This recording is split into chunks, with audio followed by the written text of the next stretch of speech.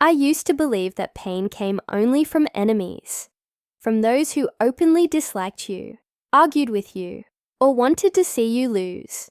I thought betrayal was loud, obvious, and easy to spot. I thought harm came from outside. I was wrong. The deepest wounds are silent.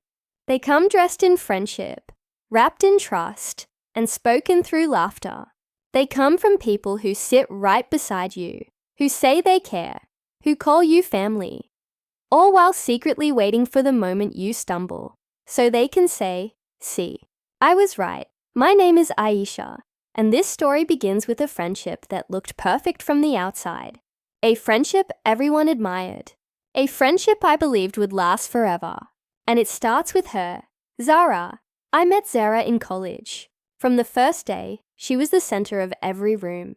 Confident, loud, always laughing, always talking, always surrounded by people who seemed to adore her. She had that kind of presence. The kind that made others believe she belonged somewhere higher, brighter, untouchable. I remember watching her and thinking, she's fearless. I admired her. I envied her. And when she walked toward me with that big smile and said, "Hi, you're in my class, right?" I felt lucky. It sounds childish now, but back then, being chosen by someone like her felt like a privilege. I was not like Zara. I was quiet.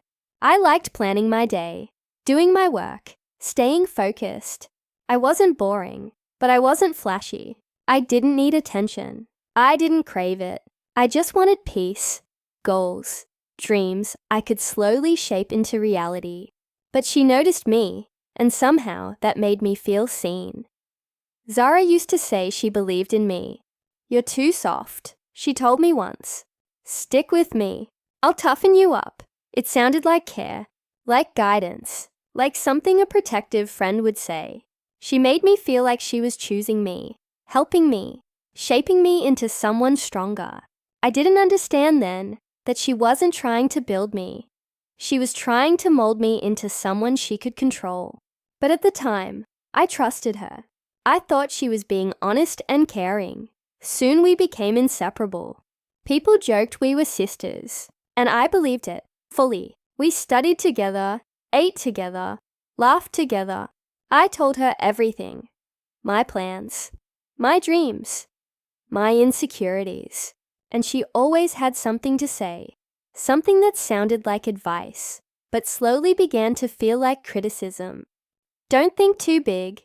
You take things too seriously. You're overly emotional. You should be more like me."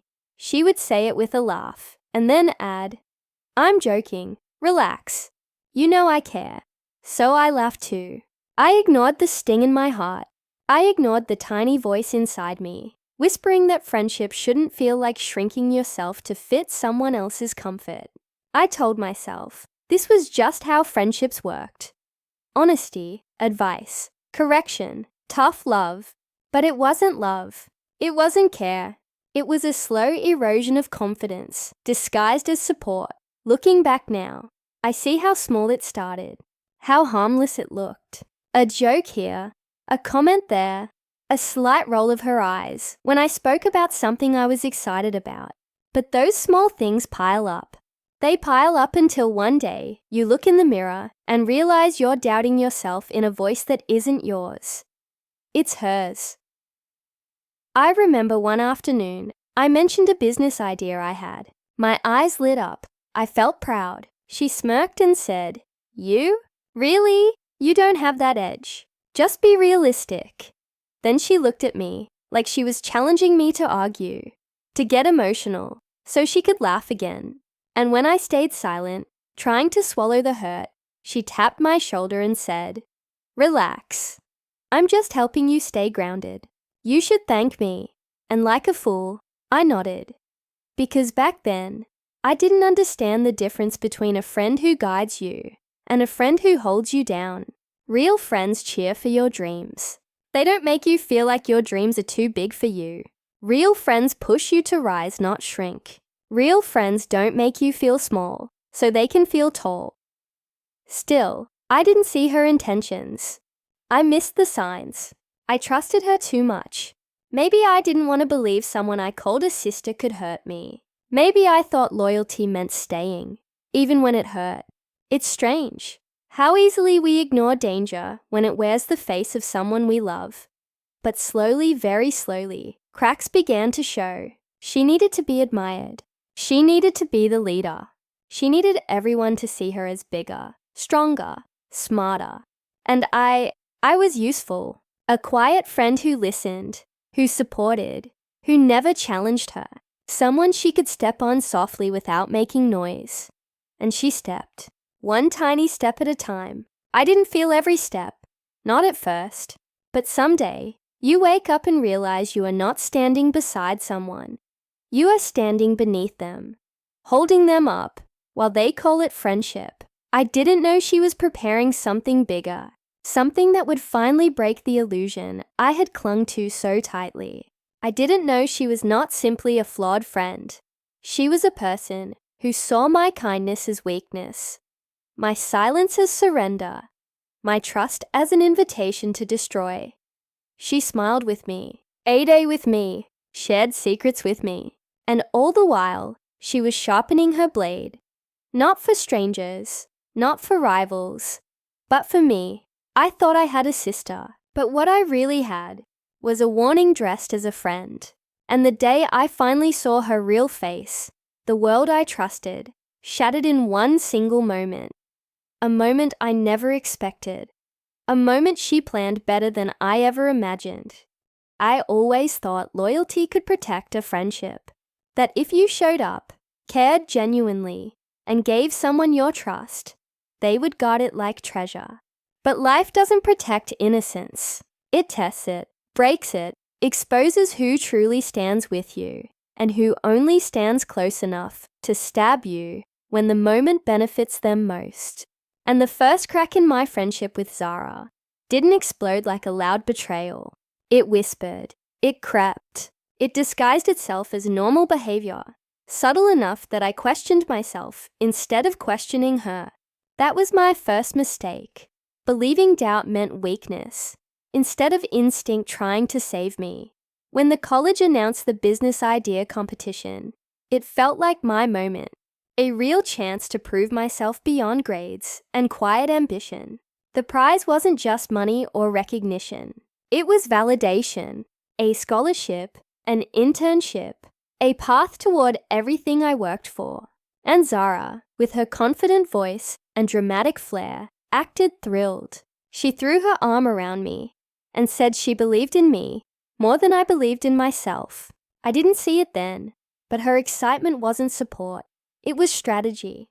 She wanted to keep me close enough to access my ideas while convincing me I needed her guidance. We spent late evenings talking about our plans, and I poured out concepts, research, and structure. I was fueled by passion. She was fueled by ego. And slowly, little signs appeared. She wouldn't show up to meetings, claiming she forgot or something urgent came up. She started giving vague suggestions instead of real input, then acted offended when I continued working without waiting for her. She mocked my seriousness, saying I should learn to relax, to stop acting like this competition would change my life. But it could, and she knew it. Every time she avoided work, she compensated with dramatic enthusiasm later, hugging me and saying I was brilliant, and she was lucky to work with me. I confused flattery with loyalty. I mistook attention for friendship. That's how manipulators stay close. Smiles are cheaper than effort, and praise costs nothing when they have no intention of building with you, only taking from you. The signs were there long before the truth slapped me. Whispered conversations when I approached, her phone turning face down, her sudden closeness with people she once mocked. Sudden changes in tone when I mentioned the project, as though I was overthinking it while she was too relaxed to care. I told myself friendship meant forgiveness, but friendship also demands respect, and I wasn't receiving any. The moment everything shattered was silent but brutal. I walked into the library, expecting a study session, expecting my friend. Instead, I saw my betrayal seated at a wooden table under soft yellow lights, Zara sat with Sina, the same girl she used to call annoying and two-faced. And right there, shamelessly spread across the table, were my notes, my slides, my research, my idea. Sina was listening, like a student taking in brilliance. And Zara was speaking like the ideas pouring from her lips were her own masterpieces. No hesitation, no guilt, no pause. I stood there frozen, my breath stuck in my throat, the world narrowing to the sound of Zara's fake confident tone as she claimed my hard work. It didn't feel like anger at first. It felt like grief, like watching someone tear pages from your diary and pretend they lived your memories. I backed away before they saw me because I didn't want them to see the tears already burning behind my eyes. I sat under the old campus tree where we once ate snacks and dreamed about life. Funny how betrayal always chooses meaningful places to strike. It makes the pain sharper, the cut personal. I waited for rage, but all I felt was ache. Was I not enough? Did she ever respect me, or was I just a quiet shadow she could control? The pain didn't come from losing a project. It came from realizing I never truly had a friend in her to begin with. I confronted her that night. I expected guilt, maybe an apology. But manipulators don't apologize. They flip the truth. She smirked, shrugged, and said I was overreacting, that they were just brainstorming, that I needed to stop being childish and insecure. She didn't deny stealing my work. She dismissed my feelings like they were an inconvenience. That's when I realized she didn't fear losing me. She assumed I would never leave. She believed I needed her too much to fight back. I swallowed her excuses for one last time. Not because I believed her, but because in that moment I understood something she didn't. Betrayal doesn't always require confrontation. Sometimes silence is strategy. Sometimes stepping back isn't surrender. It's preparation. She thought I was too soft to challenge her. She underestimated the quiet ones. People like me don't roar first. We watch, we learn, and when we rise, we don't come to argue. We come to win. She thought she stole my dream. She only helped sharpen my determination. Because the day someone betrays you is not the day you break. It's the day you wake up. And from that moment, I stopped believing Zara was my friend. She wasn't a sister. She wasn't guidance. She was a lesson. And lessons don't walk beside you. They push you forward by hurting you enough to change you. She thought she had already beaten me, but she had no idea what was coming. The morning of the competition felt like the beginning of a new life. I woke up early, heart steady, but full. Like something big and bright waited for me, just a few steps ahead. I wore my neatly ironed outfit, rehearsed my points again and again, and looked at my notes one last time, feeling proud. Every late night, every idea scratched out and rewritten, every doubt I fought through. It all led to this day. I wasn't nervous. I wasn't scared. I felt deserving. I felt ready. When I reached the venue, students buzzed with energy, laptops open, files stacked, excited chatter filling the air. Teachers walked around with clipboards. Organizers adjusted microphones, and banners shined under soft lights. Everything felt grand, almost cinematic.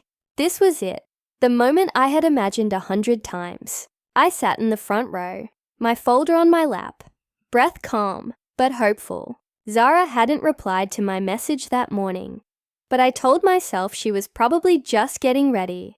Then I heard it. Her voice, loud, cheerful, infectiously confident. She entered with a group, laughing, hair perfectly styled, energy bold as always. She didn't look my way, not even a glance. That tiny moment scratched something inside me, but I pushed the feeling down. Friends don't need constant acknowledgement, right? I convinced myself it was fine. I forced myself to focus on my presentation slides one more time. Names were being called one after another. Students walked up nervous, came down relieved. Slowly, it got closer to my turn. I sat straighter, held my notes tighter, prepared to stand when my name came. But instead, I heard it. Next presenters, Zara Khan and Sana Malik. My ears rang. My vision flickered like a disturbed flame. Sana, the same Sana she mocked, the same girl she called clingy and irritating. They walked up together. My heart stumbled in my chest. I looked up at the screen. The first slide appeared, and the world around me stopped breathing. My title, my tagline, my structure, my font style, everything mine. Zara spoke confidently, each word slicing through me like a whisper from a nightmare. She wasn't presenting an idea. She was presenting me, my effort, my thoughts, my voice, but wearing it like her own skin. Sana stood beside her nodding, smiling as though she belonged there, and the audience believed every second. Heads nodded approvingly. People whispered how smart she was. Teachers smiled proudly. I sat frozen, heat rushing to my eyes, anger clawing up my throat, but trapped behind shock. The betrayal wasn't loud. It was chillingly calm, like a quiet storm that chooses you first before destroying everything else. Halfway through, she cracked a joke I had written.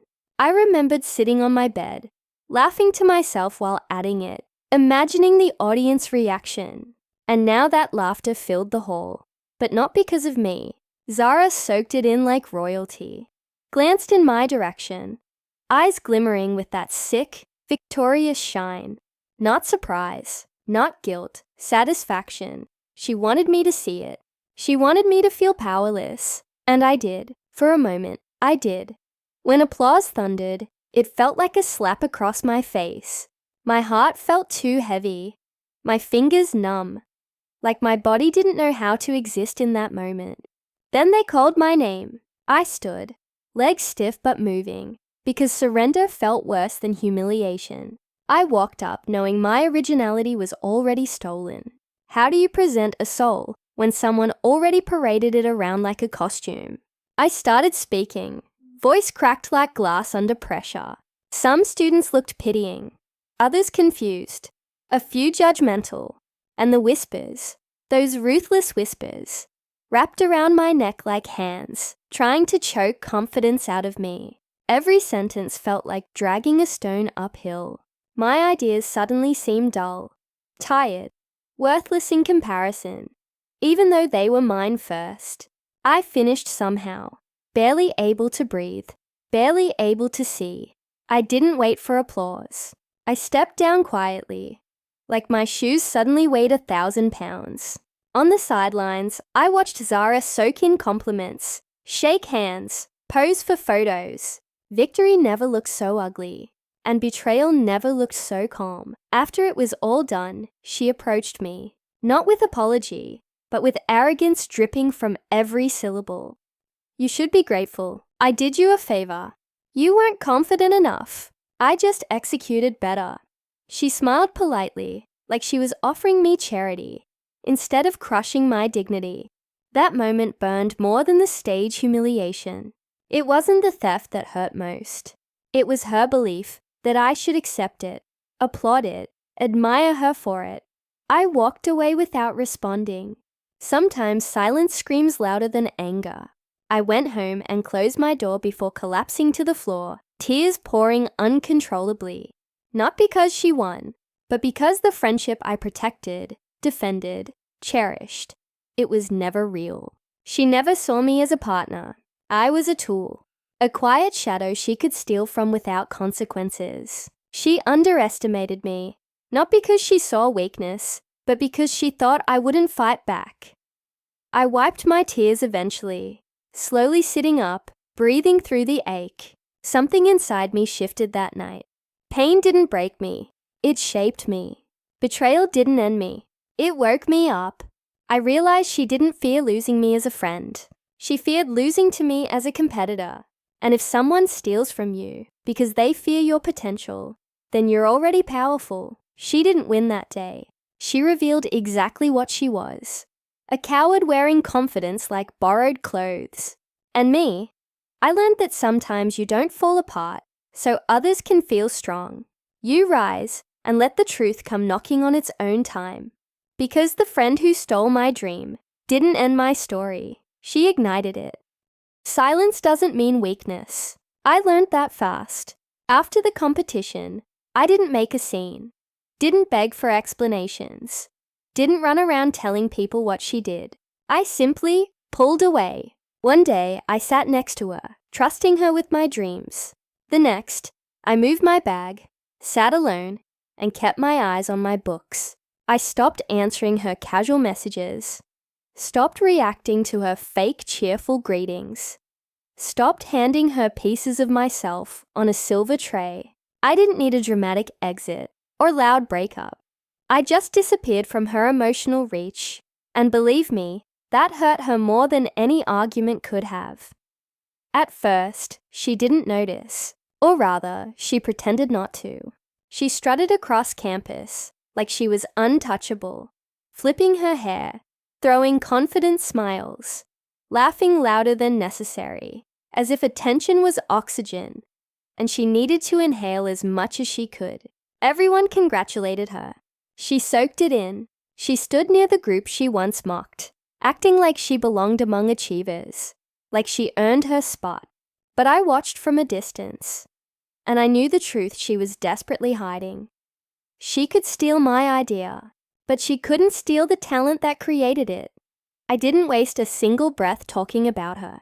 I poured my energy into rebuilding myself. I wasn't the broken version she expected. My silence wasn't defeat, it was preparation. I spent evenings in the library, afternoons talking to professors, mornings studying topics I once avoided. I joined serious study groups, not gossip circles. I sharpened every skill, strengthened every weakness. I didn't just rise, I evolved. Every page I read, every note I wrote, every quiet hour I sat alone made me stronger than she ever imagined. Soon, whispers started spreading, not from me, but from others. People had seen things, noticed patterns. A classmate casually mentioned seeing her with my notes weeks before the competition. A teacher asked why our project themes seemed so similar. A friend muttered, "Something feels off." Zara's smile tightened. Her voice lost a little confidence. She started watching me more, like she needed to measure whether I was staying quiet or preparing something. She would walk near me, pretend to bump into me, force fake warmth into her tone. "Hey, long time. We should hang out again." I simply nodded and walked past her. And that silence, it pierced deeper than anger ever could, because she couldn't control me anymore.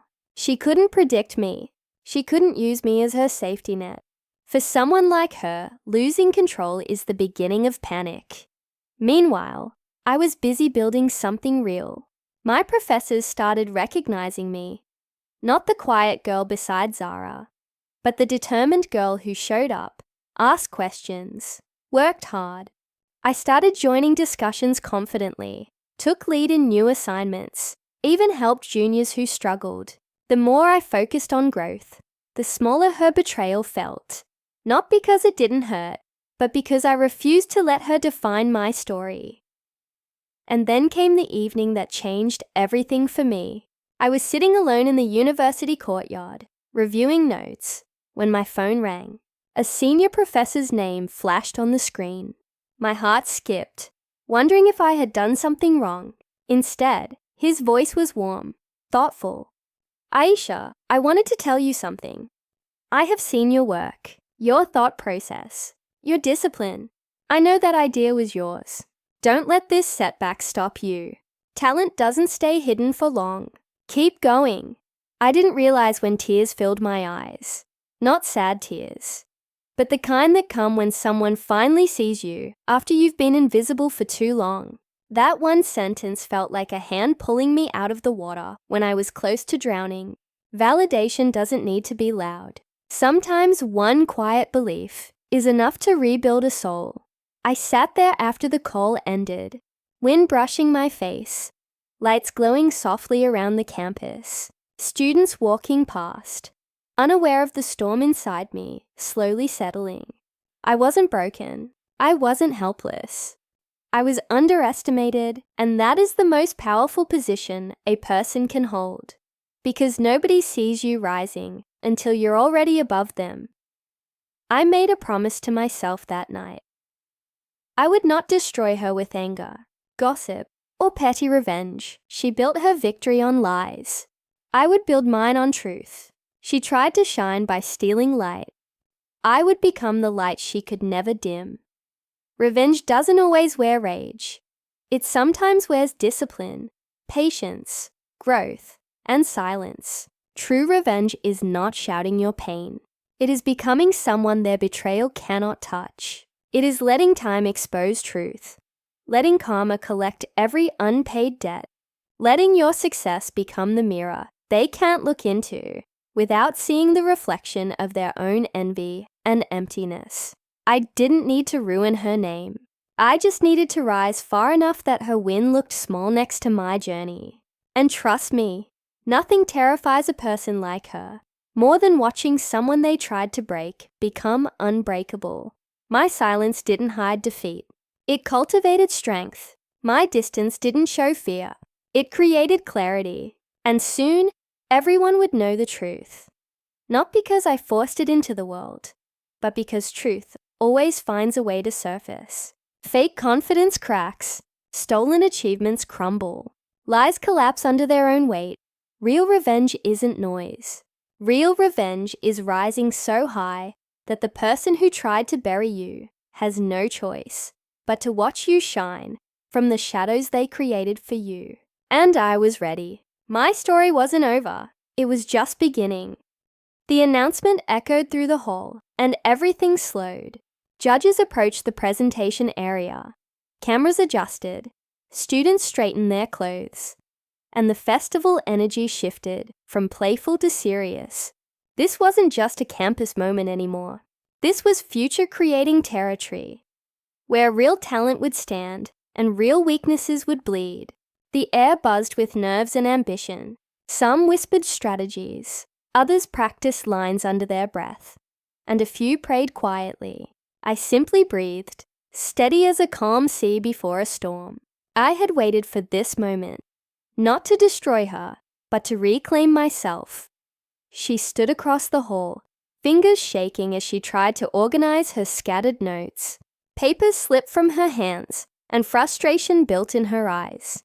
That polished confidence she carried like armor was peeling off piece by piece. She kept glancing toward me, as if waiting for me to rescue her again, like I was still responsible for her success.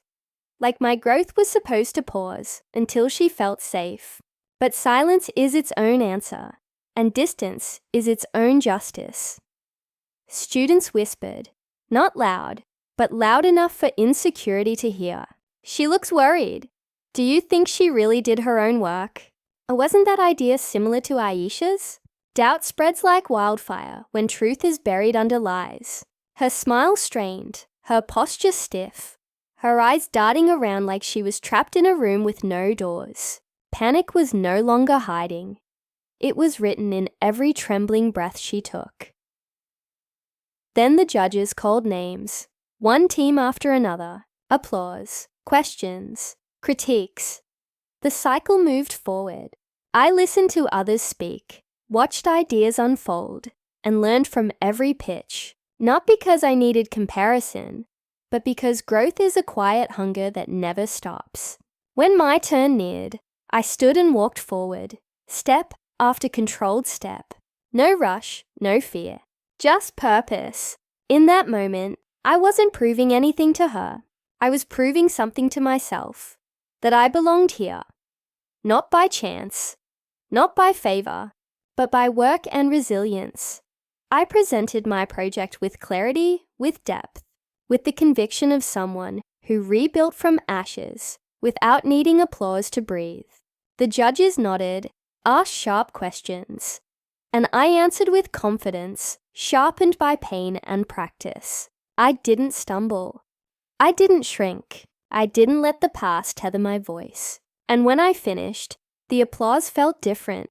Not loud, but genuine. Respect carries a different weight than noise. It doesn't echo. It sinks in. I stepped down, heart steady, mind calm.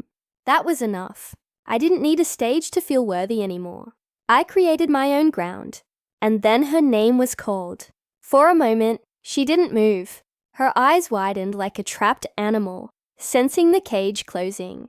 She finally walked, stiff and uneasy, clutching notes as if they were a shield against truth.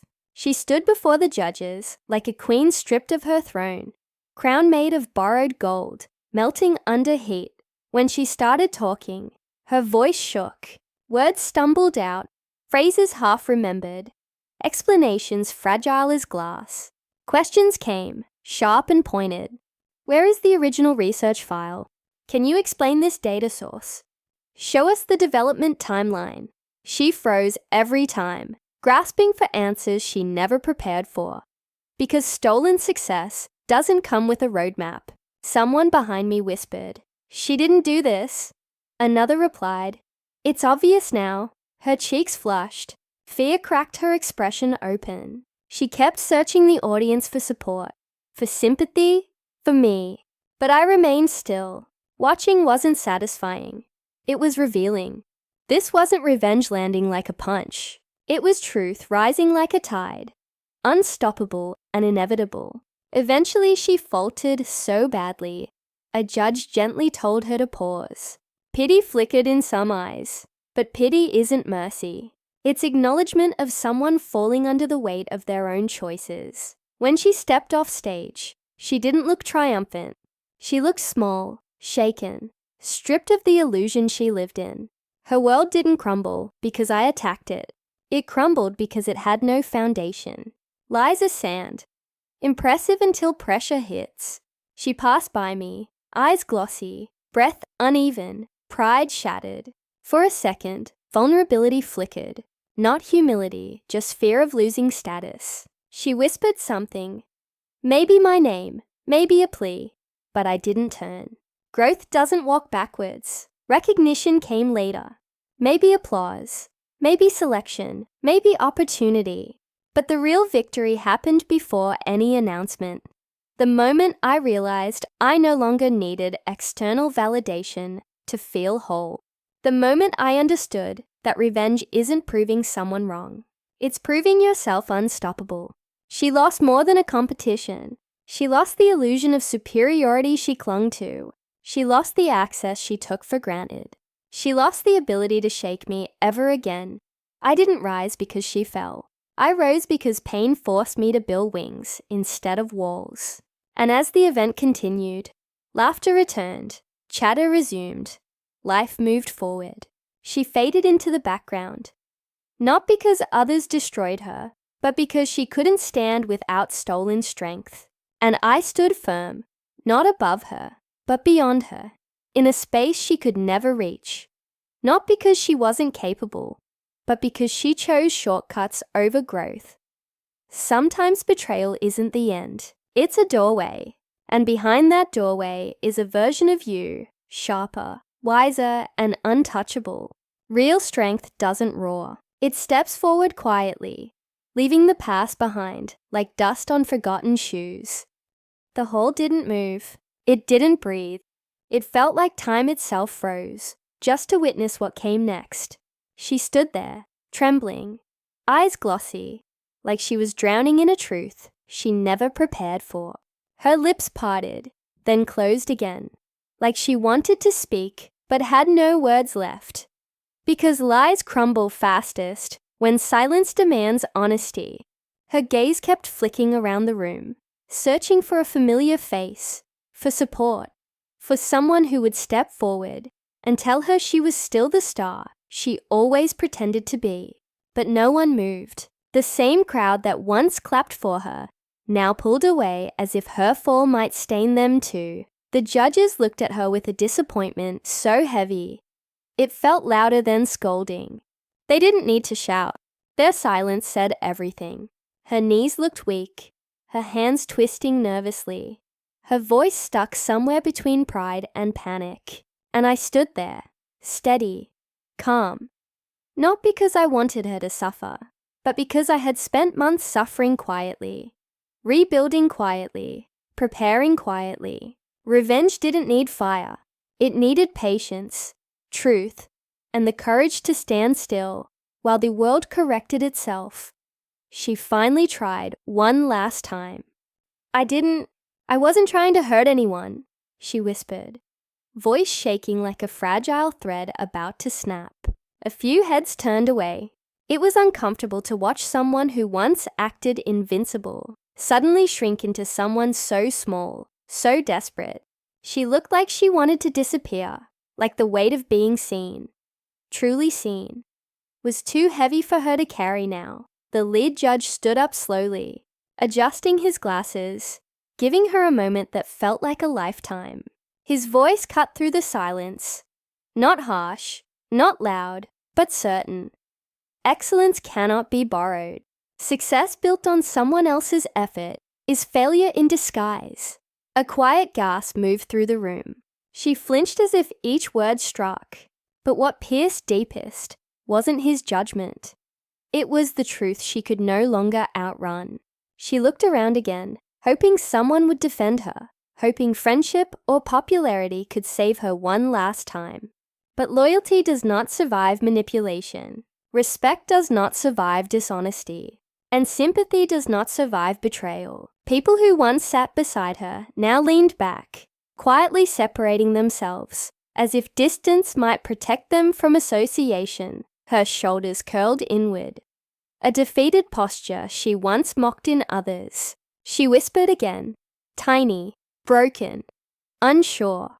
Aisha, please. But pleading couldn't rewrite history. Tears gathered at the edges of her eyes, but she blinked them back. Not because she was strong, but because pride hates witnesses. She could fall, she could break, but she didn't want anyone to see it. That was always her weakness. She lived for the eyes around her, not the truth within her. I didn't move. I didn't gloat. I didn't look away. I just stood still, not out of coldness, but clarity. I wasn't there to save her. I wasn't there to destroy her. I was there because I earned my place. And sometimes the greatest power you can have is refusing to bend when someone expects you to crumble. The judges reviewed my files quietly. Page after page, timeline after timeline. Evidence layered in honesty and effort. And with each sheet they turned, I felt years of trust regained inside myself. Not trust in people, but trust in my own strength, my own effort, my own capacity to rise. When they finally nodded, it wasn't dramatic. It wasn't grand, but it meant everything. Validation doesn't always roar. Sometimes it just stands there, steady, sure, undeniable. They handed back my documents with a small gesture of respect, the simple kind that doesn't need applause to exist. Respect isn't loud. It stays. It lingers. It grows. Students whispered now too, but their voices carried awe, not doubt. They looked at me like I wasn't just a girl who lost a friend. I was a girl who refused to lose herself. The difference is powerful. The difference is everything. She took one stumbling step backward, like she might run. But where could she go? Shame follows faster than footsteps. She lowered her eyes, and I realized something. This wasn't triumph. This wasn't victory. This was truth. And truth isn't always gentle. It doesn't always feel good. Sometimes truth hurts everybody in the room, even those who didn't speak, even those who just watched, even those who pretended to be neutral. But truth heals too. Slowly, deeply, honestly, she turned away, arms wrapped around herself like she needed to hold her world from collapsing completely. No spotlight, no applause, just silence. And silence can be the loudest ending of all. I took a slow breath, not relieved, not proud, just present. This wasn't her ending, and it wasn't my final win. It was simply a point where her lies stopped, and my truth stood without shaking. When I walked back to my seat, I didn't feel like a warrior who conquered. I felt like someone who finally stopped bleeding. Growth isn't glamorous. Justice isn't always a celebration. Sometimes it's just a quiet moment, where the past stops chasing you, where pain stops defining you, where you stop wishing someone would pay, because they already have, not through punishment, but through the reality they created for themselves. People looked at me differently, with respect, with understanding, with something deeper than praise. And she sat alone, drowning in a silence she once weaponized against others. In that moment, she understood the truth she always avoided. You don't rise by taking from others. You rise by standing when others try to break you. And I understood something too. Strength isn't loud. Strength is refusing to fall when someone wants to watch you fail. Strength is letting truth speak, even when revenge whispers louder. Strength is knowing that real victory is peace, not punishment. For the first time, I felt truly free. The announcements went up before sunrise. Bold black letters on the school portal and the notice board outside the main hall. No whispering, no suspense, just one simple update that cut louder than gossip ever could. The leadership panel had been revised, and Zara's name was gone. Clean, sharp, like someone cut it out with a blade. A week earlier, she walked through corridors like she owned gravity. Now she moved like the floor might disappear under her any second. Pride doesn't fall slowly. It collapses the moment the world stops clapping. She pretended she didn't notice, chin raised, walking with that same practiced superiority. But her steps were too quick, her eyes too busy scanning for reactions. And people absolutely noticed. Some watched openly. Most acted polite enough to glance only when she passed. But every student felt the tremor. The girl who thought she was untouchable had finally been touched by consequences. Then came the scholarship freeze. That one hit deeper than losing a title. Titles impress students. Scholarships impress futures. She had built her whole identity around being the girl who was going places. Suddenly, she wasn't even sure if she was going anywhere at all. The teachers who once praised her looked disappointed, not angry. And that disappointment cut sharper than any punishment. But the most pathetic part wasn't the institutional fallout. It was her social one, her so-called friends, the ones who giggled with her, posed with her, treated her like the center of the universe. Evaporated, not slowly, instantly. Fake loyalty burns out faster than cheap fireworks. When she was powerful, they clung to her. When she fell, they vanished like dust caught in wind. Nobody defended her. Nobody asked if she was okay. They simply migrated to the next shiny circle, because loyalty built on status collapses the second the status does. Meanwhile, I kept moving quietly, not triumphant, not bitter, just steady. I watched from a distance, not to enjoy anything, but to remind myself that life does its own judging. Justice doesn't need an audience to be real. That night, my phone lit up. First one message.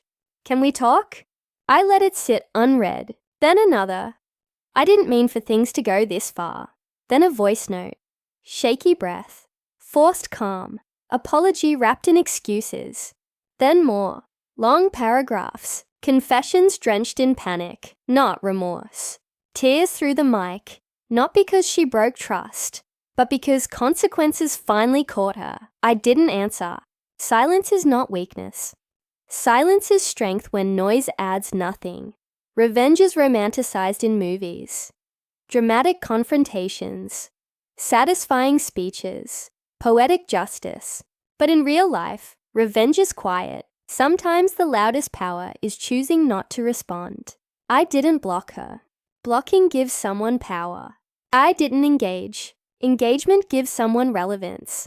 I simply let her words fall into a void where they could echo back at her, reminding her of who she chose to be when she thought she would never get caught. She taught me what betrayal looks like. I taught her what consequence feels like, not by attacking her, but by stepping out of reach. While she unraveled, I stayed focused. While she scrambled to rebuild her image, I built my future. I earned my internship through work she never saw. I earned my scholarship through effort she never understood. I earned respect, not because I fought her, but because I didn't let her bury me. People start looking at you differently when you refuse to break. The pity disappears. The quiet nods replace whispers. They don't cheer for you. They acknowledge you. And acknowledgement means more than applause ever could.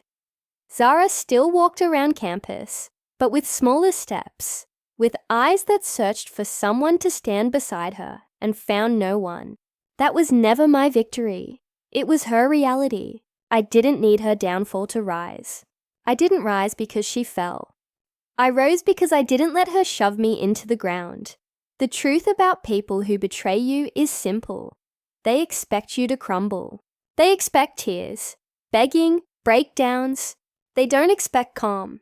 They don't expect resilience. They don't expect you to choose dignity over drama. Nothing scares them more than realizing they never had the power they imagined. There were moments I thought about answering, not to forgive, to remind her what she did. But sometimes the most mature thing you can do is refuse to reopen chapters you've already outgrown. Closure isn't always a conversation. Sometimes closure is simply living a life that proves they never mattered as much as they hoped. The hallway where she once walked, like she belonged now, felt too big for her. My silence carved a distance she couldn't cross, and she understood, slowly and painfully, that apologies don't reverse intent. Regret isn't redemption, and the world does not pause just because she wants to rewrite what happened. The best part, I didn't feel victorious. I felt free. There is a difference. Strength isn't stepping on someone who tried to hurt you. Strength is refusing to lie in the shadow they tried to trap you in. I didn't fight her. I didn't expose her. I didn't chase justice. I simply stood, kept working, and let life reveal what character really looks like. Sometimes the most powerful thing you can say is nothing.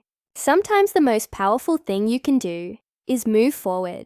And sometimes the sharpest revenge is not revenge at all. Just undeniable success and unshakable peace.